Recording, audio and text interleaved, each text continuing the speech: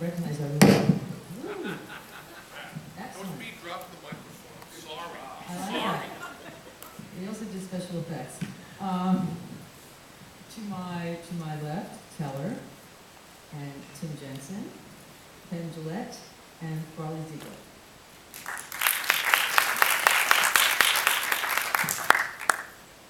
So I'll ask a question too, and then we'll throw it out to everybody. And I have no answer for it, but I'll just ask Tim the question: why in big scheme of things? Why? Wow.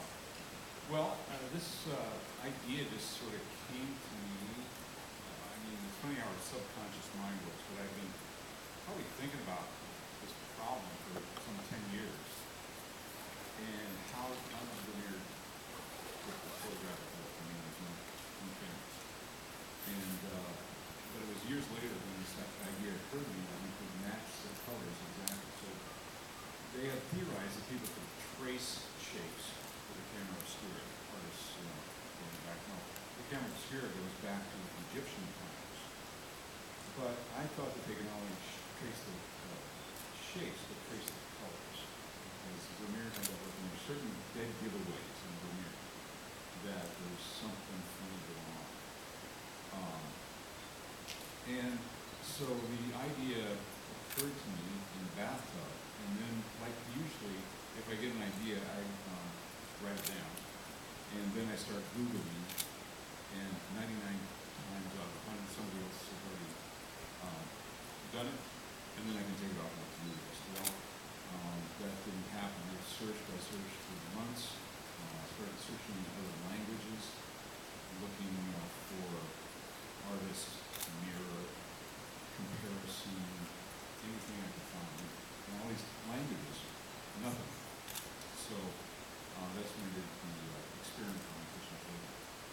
And the experiment worked way too well. And that's when I got this feeling that I was onto something. And that's when I mentioned it to Penn. It sort of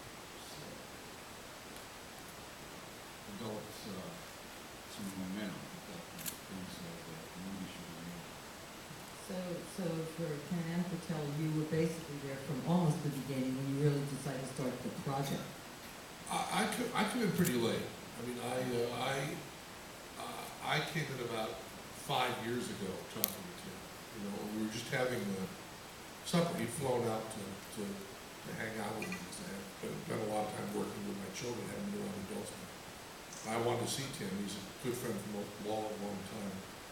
And he came out, and we were just having supper, and I said, well, talk to me about something that has nothing to do with show business. There'll be no work for me at all.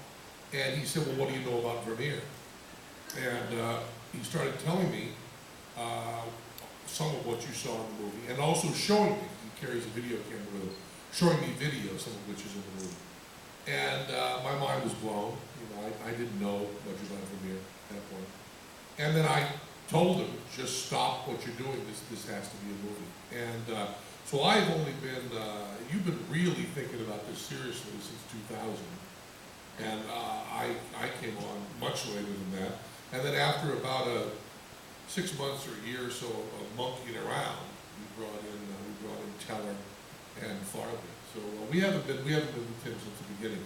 But once Tim got going, we were the ones that made it so we wouldn't stop. I was going to say, did the three of you really have to like push it? At one point you said if you weren't making a film, you would have just stopped. Were there many points where you had to sort of like push him to keep going and he was a little less? I was the lucky recipient of that gaze of hate. Because for 7 months, Tim and I video Skype with him every day for 7 months while he was painting. But I would say there was an obligation. There were 2 times that therapy hit me. The main one was the one that's in the film when I asked,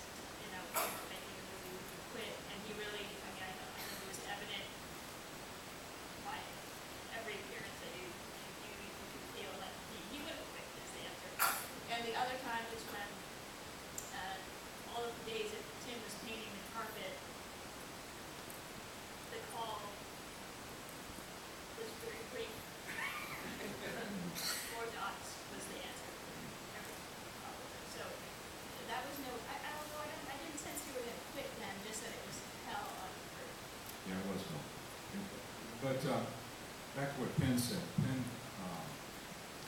point Penn came in, the point we had that meal was when I had tried that first picture of my father-in-law from a photograph. That was my experiment. And I extrapolated wildly from that you should be able to paint with a mirror using exactly the same. And, to me it was like, okay, I can quit now. I painted the father-in-law, so the mirror must have used this trick. Then I had this idea that I would make something that looked something like a Vermeer. It wasn't all that ambitious at the time, but that was my mindset when Penn and I had dinner. Was that I was going to get an old chair, maybe a chandelier, and a couple things, and set it up. And then Penn said, stop everything. And that's when really the nature of the experiment changed radically, because then I felt that there was a real opportunity to try to prove the theory in a much more complete way, and make it look like a Vermeer. So make it look like an existing Vermeer. And that's when it kind of got crazy. And Teller, who came on early as the director, gave me some pretty simple instructions. He said, cover everything you're doing from as many angles as you can. And so we bought a whole lot of cameras, still cameras and motion picture cameras, and just kept them running. And of course, disk storage is so cheap that you can just keep running. And so I would turn the cameras on in the morning and just let them go. And then I forgot about them. After a couple of days, I was just unaware that the cameras were there. I think it was about 2,400 hours of material in the account. It had to be boiled down to 80 minutes. And if somebody had to watch all that, it wasn't me, it was Farley and Patrick Sheffield, our editor, that did that. And Penn Teller also had to see the majority of it. And then they pulled out a thread of a story out of all that material. It could have gone a lot of different ways. I have no idea how they did it, but they did it. It's pretty interesting that many documentaries either manufacture the event, either they're a stunt, or afterwards they try to piece together footage that other people have shot. Technology, which is one of the themes of the movie, is also part of the form of the movie. This movie could not have been made even 10 years ago. Would have been too expensive. So talking about Vermeer using technology, the actual movie itself is using technology. And I can't think, and I'm sure there are examples, but I haven't been able to think of one off the top of my head that is an event like this that is this well documented while it's happening. I mean, we're fortunate to have Tim be so monomaniacal on this and also be such a techie at the same time. I mean, the very odd thing about this movie is that in many cases, the photographer and the cinematographer, in many cases, is Tim. And in many cases, the technician is Tim. So you've got this quality of the movie, which is so personal and so honest about Tim, is not only about Tim, but also Tim is, in a certain sense, doing it. And I believe that's something brand new, and kind of like the movie talks about how the same kind of technology and heart from the 17th century can be done in the 21st century.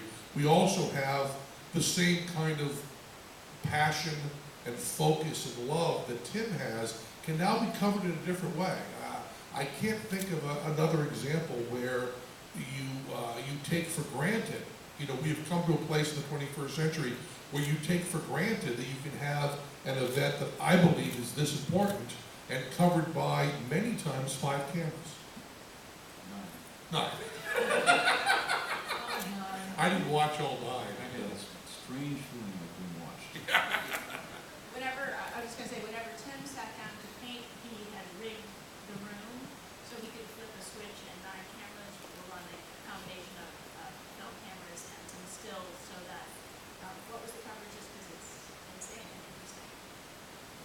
Well, yeah, there were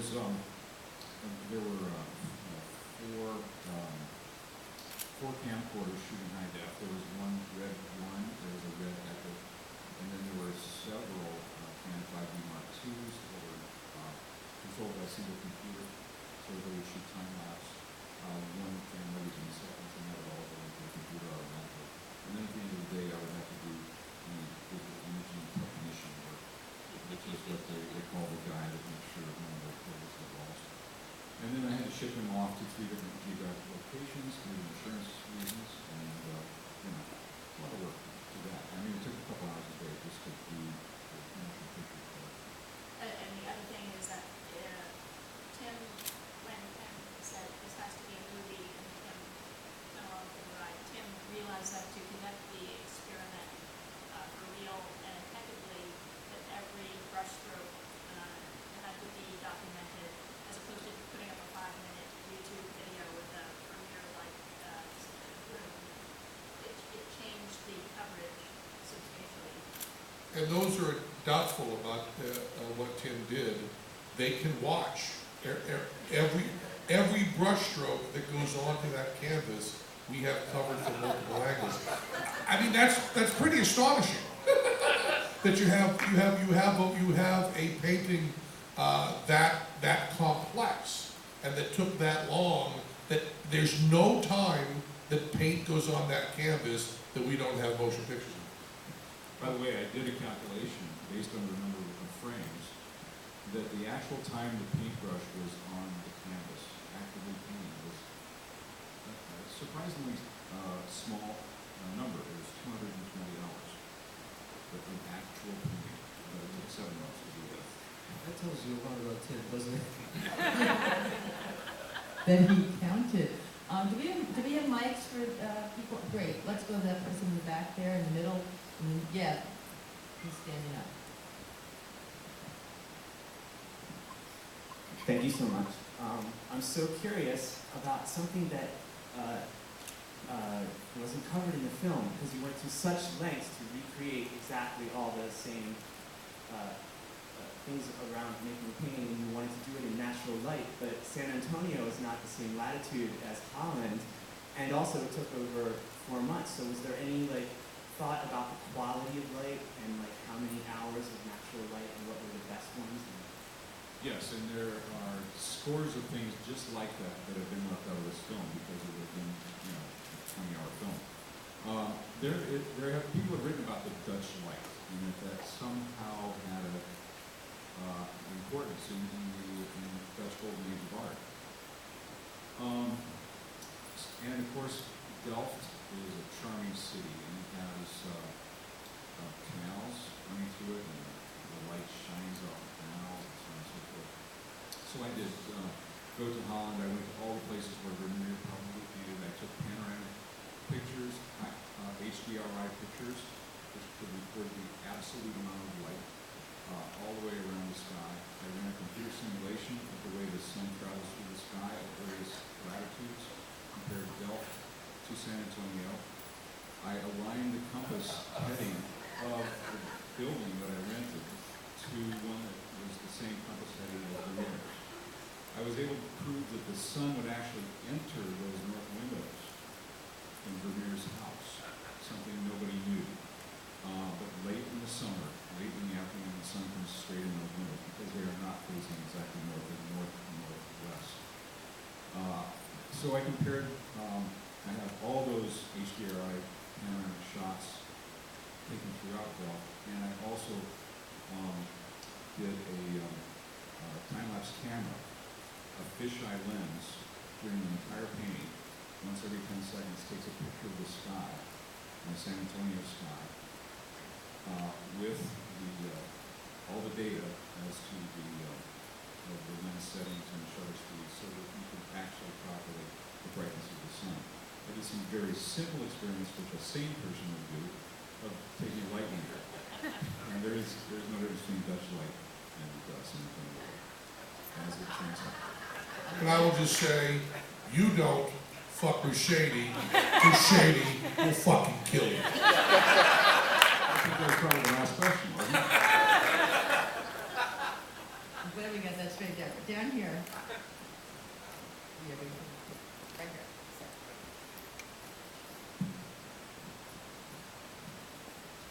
Wow. A question to Tim and a question to Penn and Teller. Tim, did you ever read up on Robert Rauschenberg's EAT program, Experiments in Art and Technology? It was a big program in the late 60s and early 70s where they tried to bring together art and technology. It's something you might find of interest. I read a lot about the golden age of Dutch art, and that's my field of expertise, if I have one. And I am not an art historian, I'm not an art critic, I'm not an art person, I'm a computer guy who's very, very experienced. So, but you call it the EAT program? It's called EAT, Experiments in Art and Technology. Okay, I It's will Robert definitely Rauschenberg. look into that. Another film coming on. In Penn and Teller, you know, my mom used to paint by numbers, and she thought of herself as an artist. And I was always embarrassed as a kid that she would show up these paintings to my friends. And then I look at this, and I'm not comparing the kind of work that Tim did, but at the core of it, where the person who thinks themselves not as an artist can become an artist through use of technology. It's not the act of creativity which Vermeer had when the composition of the painting, but painting by numbers.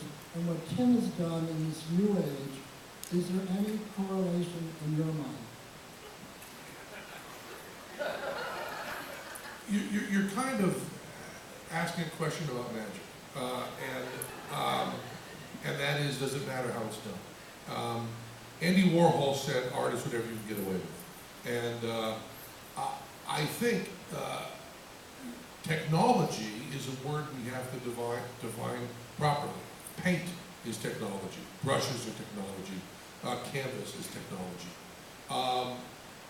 I don't think that any use of any technology diminishes art whatsoever. Art is not sports. Art is not Olympics. It's okay if Jimi Hendrix used some drugs to get his finished records. It's okay if you use a projector. It's okay if you use anything. What matters is what's there. Once anyone has decided that one photograph ever taken is art, then we have opened this up completely. We are not judging how well a person moves his or her hand on the canvas. We are judging how much that talks to our heart and how much that talks to our truth. And how you do that does not matter. Tim says this very clearly in the movie where he says if whatever art there is in his painting is Vermeer's, because the composition, the idea, the way that's put together is all Vermeer. I think if you, I can very easily believe that there is a paint by number painting that would move me and mean something to me. And the fact, how it's done does not really matter to me at all. That gentleman right there.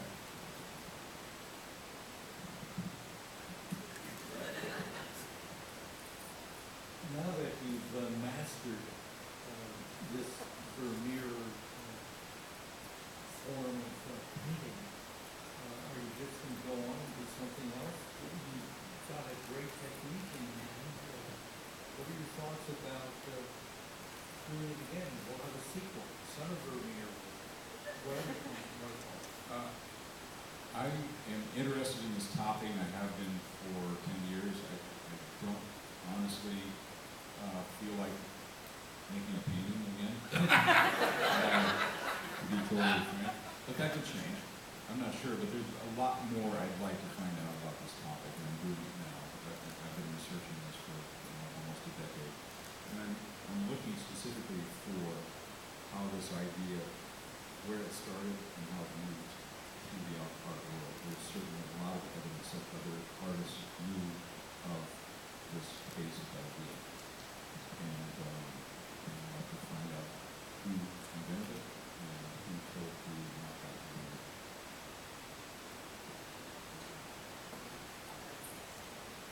Wait for the mic. Right to again. Since one of the tenets of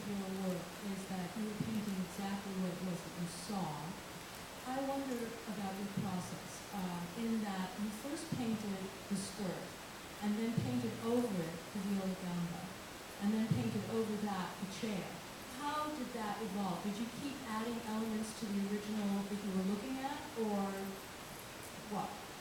Yeah, well, we know, first of all, I read a lot of painting manuals from a lot of periods in history, and there are some good Dutch painting manuals from the newest time, there's some modern painting manuals. And generally speaking, they would paint from back to front, which only makes sense, because then the edges just happen, between objects. So that's the basic approach. And so there's no reason to have everything in the room at one time that there almost never was. When I first started, the empty room was entirely empty.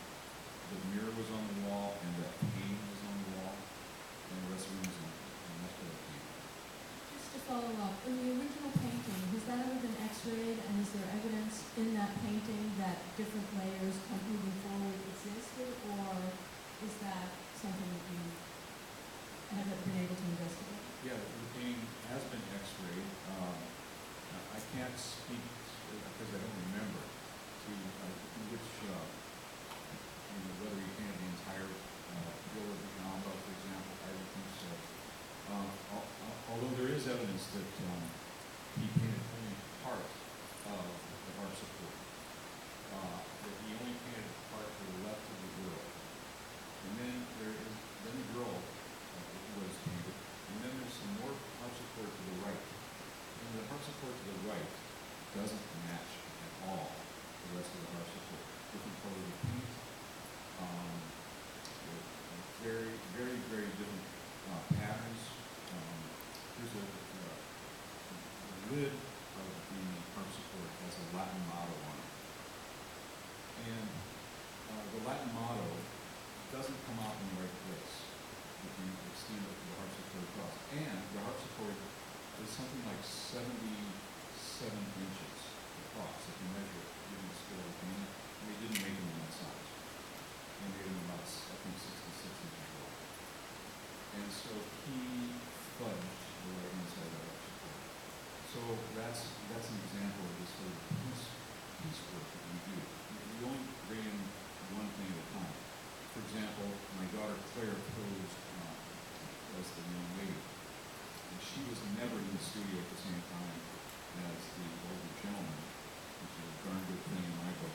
Because I know that guy. And so they never had to be there. And that was one of the big questions in my mind is how long would they have to sit there? Could a human hold still long enough? I didn't know how fast it would take me to paint.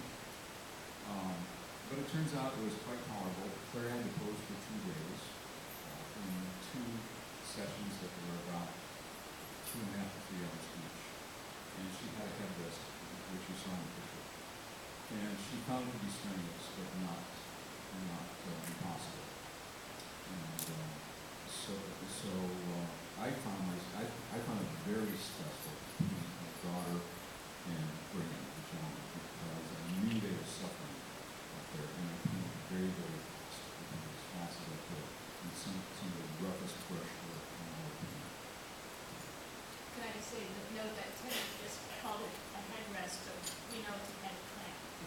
I noted that in my notes, yes, absolutely. Enhanced interrogation. Right here, last question, yes, here looks like. You think when you're used to hip clamp or not? Actually, there was evidence that I was wondering if you, this is for everyone, if there has been backlash from the art world when you go to screens, your picture shelf, has anybody said anything to you? Do you heard anything? You're kind of the first people to see it. So I don't know if there's any backlash in this room. Maybe we'll see it right now. But there's certainly David Hockney, when he wrote Secret Knowledge and spoke about it a lot in 2000. There was horrible, unpleasant backlash. We haven't seen any, and I guess I could add to that yet. But we might not. I mean, we tried. Well, we didn't try anything. Tim is not confrontational. This is not way, shape, or form an attack on Vermeer. It's an absolute pure love for Vermeer. So I don't know if we'll see any of that. I think maybe people will recognize how pure Tim's heart is. And the Queen? And the Queen. Yeah, maybe you can show your painting to the Queen. Maybe it can happen one day. She can compare the two. Yeah, I guess it's not talking out of school, but the painting is owned by the Royal Collection, which is the Queen of England. She actually takes the paintings to parties sometimes, just for fun. I did that too. We had the chance to have a discussion with the surveyor of the Queen's pictures, a man named Desmond Schwartz.